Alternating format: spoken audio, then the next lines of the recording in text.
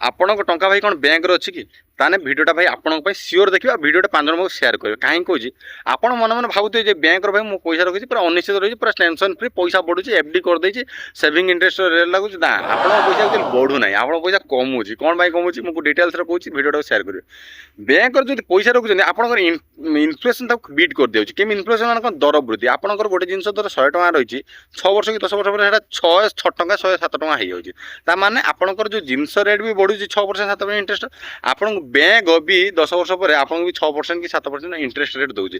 ତା ମାନେ କ'ଣ ନ୍ୟୁଟ୍ରାଲାଇଜ୍ ହେଇଗଲା ମାନେ ଆପଣଙ୍କର ଇନଫ୍ଲେସନ୍ ରେଟ୍ ଆଉ ବ୍ୟାଙ୍କ ରଖିଥିବା ପଇସାଟା ନ୍ୟୁଟ୍ରାଲାଇଜ୍ ନା ପଇସା ବଢ଼ିଲା ହଁ ବଢ଼ିଥିବ କିନ୍ତୁ 1% ପାଖାପାଖି ବଢ଼ିଥିବ।